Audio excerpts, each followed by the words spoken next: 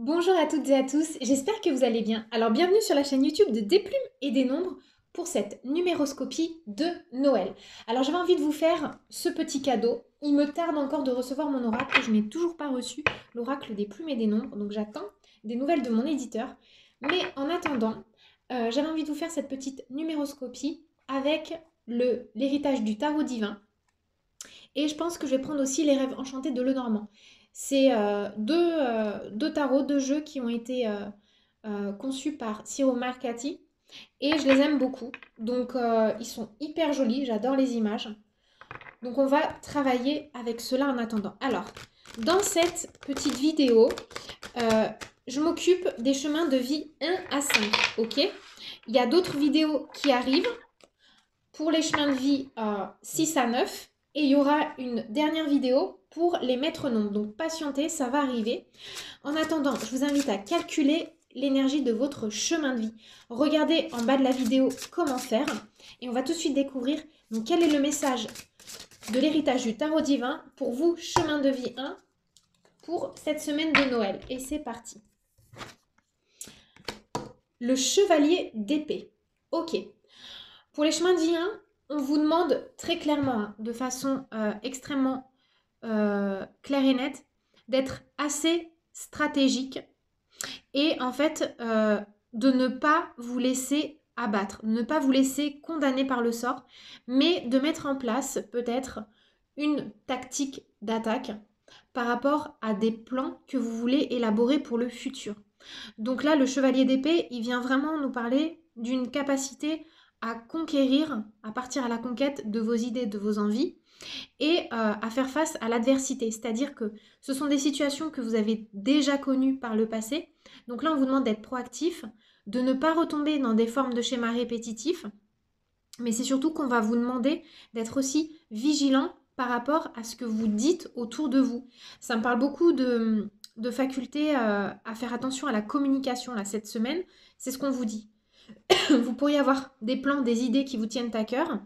Là, en fait, ce qu'on vous demande, c'est de mettre en place tout ce qui est en votre pouvoir, d'y croire, d'être dans cet esprit de conquête et d'entrepreneuriat, mais d'être, de faire attention aux filous qu'il pourrait y avoir autour de vous. Alors, on va regarder avec les rêves enchantés de Lenormand. Qu'est-ce que ça pourrait nous dire de plus? Ben voilà, il y a deux cartes qui sont sorties à ce sujet. Alors, génial. Vous avez l'hélice et le hasard. En fait, quoi que vous fassiez, d'une certaine façon, faites confiance à la providence. Laissez-vous guider un peu par le jeu du hasard. Parce que vous allez vers une forme de réussite. Vous allez vraiment vers une forme de conquête et d'abondance. Mais à partir de ce que vous êtes capable d'élaborer et ce que vous êtes capable d'initier, il va falloir faire des choix, mais surtout, d'une certaine façon, alors c'est bizarre parce que c'est ambivalent. On vous demande d'être à la fois stratège et fin dans vos prises de décision, vos prises de risque, et en même temps on vous demande de faire confiance au hasard. Donc en fait, tout va se jouer quelque part dans l'espace magique d'un instant, d'une seconde précieuse. Et il est question quelque part d'une forme de réussite pour vous, les chemins de vie. Voilà ce que je peux vous dire pour cette petite numéroscopie de Noël. Je passe maintenant au chemin de vie 2, 2 de 20. Pour les 11, les 22, les 33 et les 44, je ferai une vidéo à part entière. Alors, chemin de vie 2. Qu'est-ce que l'héritage du tarot divin a à vous dire pour cette semaine de Noël? Ok. Alors, les chemins de vie 2, vous voyez, vous êtes 2 et on a la carte 2. On a le 2 de denier qui sort. Là, on est en train de vous demander d'observer une situation avec suffisamment de recul pour, quelque part, apprendre à jongler avec les opportunités de vie. Il y en a peut-être certains d'entre vous qui hésitent à faire un achat quelconque, que ce soit, ça me parle plus de biens immobiliers ou de voitures ou peu importe, un achat important dont vous avez besoin dans votre quotidien et vous êtes encore en train de jauger la situation. Mais quelque part, ça ne vient pas parler que de cet achat. Ça vient aussi mettre en lumière une forme d'hésitation et qui est d'ailleurs qui peut souvent être relative aux deux parce que le 2 en numérologie, c'est beaucoup la rêverie, l'imagination, l'hésitation, mais c'est aussi la créativité, la coopération, l'association. Mais du coup, les deux, vous êtes souvent dans le compromis entre vous laisser influencer spontanément et du coup, ben, quelque part, perdre un peu votre identité, alors qu'on vous demande d'être dans l'accompagnement et l'association sans non plus vous fondre totalement dans l'envie et l'identité de l'autre. Vous voyez? Donc là, vous avez peut-être une situation du quotidien qui vient soulever cette dualité que vous pouvez nourrir des fois par rapport à des difficultés à faire des choix pour avancer dans votre quotidien. Donc là, ça vient me parler d'une forme d'hésitation entre deux situations. On vous demande un petit temps de recul, de ne pas vous précipiter et vraiment de peser le pour et le contre. Alors, on va regarder tout de suite avec maintenant les rêves enchantés de Lenormand. Quel serait le petit conseil? Voilà. Bon, bah écoutez, on a l'homme qui sort. Ce serait peut-être le conseil, là, ce dont il est question. Alors, ça me parle de deux choses. Il y en a peut-être certains qui sont en train d'hésiter par rapport à une situation amoureuse. Il y a peut-être des gens qui sont un peu perdus par rapport à un engagement. Là, ce qu'on vous dit, c'est engagez-vous pour les bonnes raisons. Ok, l'importance de créer un quotidien, ça peut peser dans la balance, mais quand même, la raison du cœur, c'est celle qui vous guidera le mieux et vers les meilleures perspectives. Ou ça peut me parler aussi, pour d'autres, qu'il y a un homme dans votre entourage qui peut vous aider quelque part à trancher. Ça peut expliquer aussi que vous avez besoin de faire confiance et que vous pouvez faire confiance à l'appui d'un homme. Donc ça peut être un père, un grand frère, un mentor, un oncle, peu importe, un grand-père, hein, un ami fiable qui peut vous aider quelque part à sortir d'une forme de dualité, une forme d'hésitation. Voilà les amis pour les chemins de vie 2 de 20. Alors maintenant, je passe au chemin de vie 3. On va demander au tarot de l'héritage divin, qu'est-ce que vous avez besoin de comprendre et de savoir, chemin de vie 3, pour cette semaine de Noël. Tac.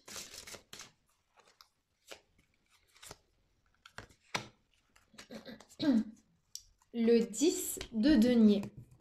Très intéressant. Ça vient me parler de deux choses. De perspectives d'évolution assez importantes dans une vie de famille, ou même dans une vie de famille, moi là ça vient me parler de personnes qui travaillent en famille. Vous avez cette semaine l'opportunité de réfléchir et quelque part de récolter les fruits d'un travail à la fois collectif, mais aussi ce travail collectif, tout ce que vous avez été capable de construire jusque-là, ça doit vous donner aussi la perspective de redistribuer encore plus grand, plus fort autour de vous.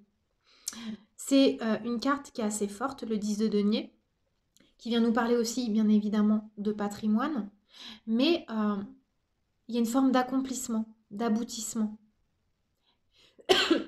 En fait, il y a aussi l'idée de vous pouvez être fier d'une certaine réussite. Et cette réussite, elle vient nous parler quelque part d'un héritage ancestral. Non seulement vous la devez à la force de votre travail, mais vous la devez aussi peut-être à vos aïeux. Et c'est une semaine qui est assez importante pour les aïeux, cette semaine justement 51 du mois de décembre 2021, parce qu'elle vibre sur l'énergie du 5. Mais c'est une semaine, pardon, et ce mois-ci, ce mois de décembre, qui vibre aussi beaucoup sur l'énergie du transgénérationnel. Regardez, j'ai fait une petite météo sur Instagram à ce sujet, et ça vient un peu me parler quelque part d'obtenir un peu les lauriers de la gloire, là. Ça vient me parler de ça. Alors, on va demander aussi au rêve enchanté de Lenormand. Dans quel domaine, en fait, est-ce que vous pouvez continuer à nourrir, à cultiver une forme de croissance?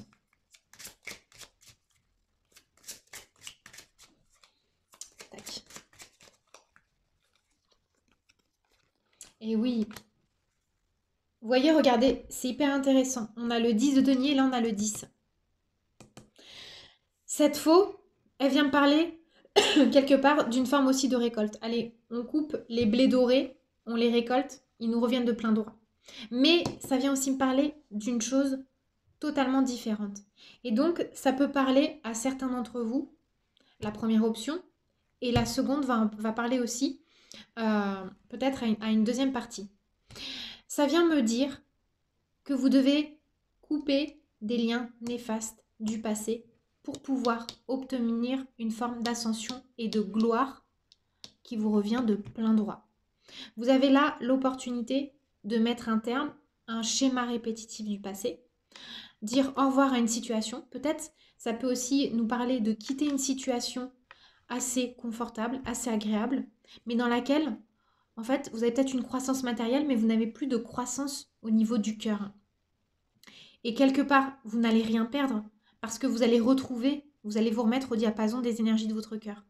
Et avec le 10, c'est vraiment la capacité à prendre un nouveau départ avec un baluchon rempli de tout le champ des possibles. Donc voilà ce dont il est question pour vous, cher chemin de vie 3. Et je passe maintenant au chemin de vie 4. Le 4 de 22, je le verrai dans une autre vidéo un peu plus tard. Mais là, on va vraiment s'occuper des chemins de vie 4. Alors, chemin de vie 4, qu'est-ce que l'héritage du tarot divin a à vous dire pour cette semaine de Noël? Qu'est-ce que vous devriez savoir? Regardez, c'est assez chouette parce que chemin de vie 4, et on a la carte de l'empereur, et c'est le 4. Là, ce que ça vient nous dire, c'est que vous avez désormais toutes les bases solides pour vous faire confiance et vous lancer dans l'aventure de votre vie. C'est un peu ça. Il y a des choses qui ont été solidement acquises, qui ont été savamment orchestrées, savamment travaillées, et vous avez acquis une forme de sagesse, une forme de stabilité que vous pouvez maintenant voir fructifier. Vous pouvez non seulement en faire partager grâce à votre connaissance et votre sagesse votre entourage, mais vous pouvez aussi réinvestir toute cette connaissance, toute cette force dans un projet qui vous tient à cœur. Et moi, ça me parle de fondation aussi solide pour le travail. Ça me parle aussi, comme le 4, du lien au père. Ça peut, pour les chemins de vie 4, être le moment, ou même les personnes qui sont en année personnelle 4, je vous invite à regarder les vidéos pour les petits calculs savants pour connaître dans quelle année personnelle vous êtes, mais ça me parle aussi d'une capacité à reconnecter, renouer avec la lignée paternelle. Il peut y avoir dans cette reconnexion des discussions qui vont vous sembler efficaces et pleines de sens pour repartir de plus belle sur un nouveau cheminement intérieur. Voilà pour les chemins de vie 4, ce que je peux vous dire avec l'arcane majeur de l'empereur. Et on va quand même demander maintenant au rêve enchanté de Lenormand, qu'est-ce que vous pourriez faire de plus fort de cette information. Bon, là, il y en a beaucoup trop.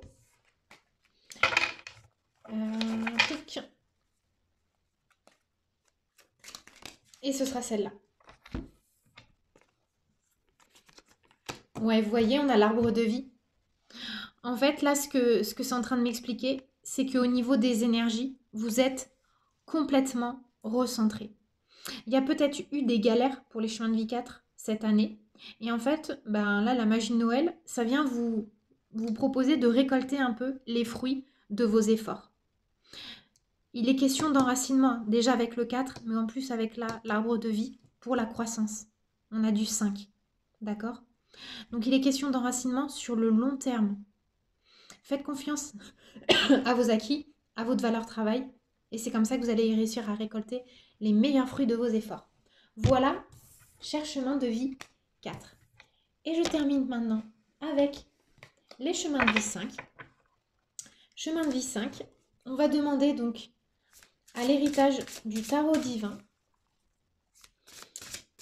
qu'est-ce que vous avez, j'ai envie de prendre celle-là, besoin de savoir pour cette semaine de Noël, chemin de vie 5. Le 4 de coupe. Alors, il y a certains d'entre vous qui sont dans une forme de réflexion. une forme de latence, une forme de lenteur, et qui ont peut-être, euh, qui se créent, qui s'auto-créent des désillusions sentimentales ou affectives. Parce qu'il y a une partie de vous qui a tendance à voir le verre à moitié vide plutôt que de considérer qu'il est à moitié plein. En fait, là, ce qu'on vous explique, les chemins de vie 5, c'est que vous essayez peut-être de chercher l'affection, l'amour, pas forcément c'est pas, j'ai pas envie de dire au mauvais endroit ou de la mauvaise manière, mais c'est, il y a un côté éternel insatisfait qui vous empêche en fait de profiter de l'instant présent. Il y a peut-être des expériences du passé qui ressurgissent en cette période de Noël. Mais là, ce qu'on vous dit, c'est d'essayer de contempler la situation, ok, avec du recul. Regardez ce qui va peut-être pas, oui, mais aussi regardez ce qui va bien. Alors, je vais demander maintenant aussi au rêve enchanté de Lenormand, qu'est-ce que vous auriez intérêt à faire pour améliorer cette situation?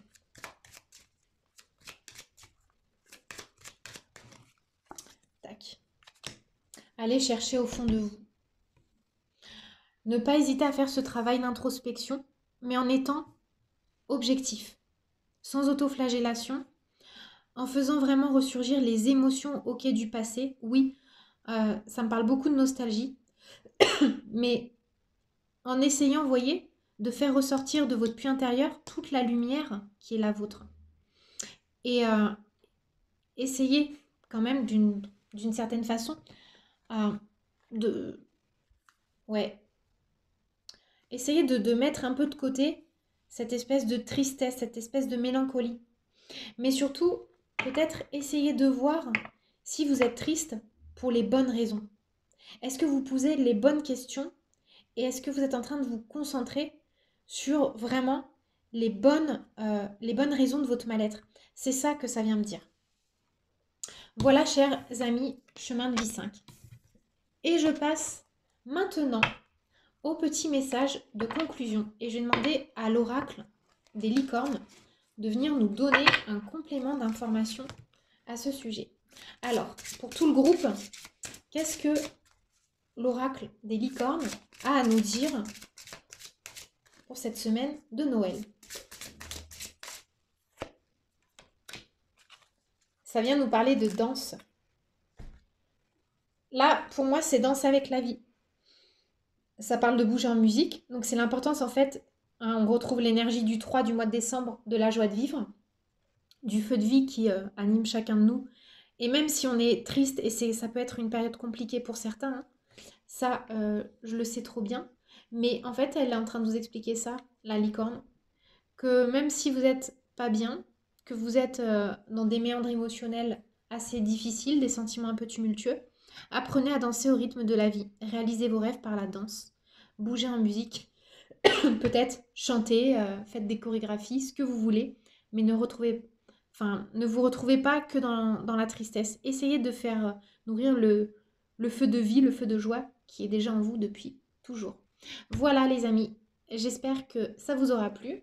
Je fais les numéroscopies de Noël pour les chemins de vie 6, 7, 8 et 9 demain. Et pour les maîtres nombres, les 11, les 22, les 33 et les 44, ça arrive dans la foulée aussi. Je vous embrasse et je vous dis à très bientôt. Bye bye!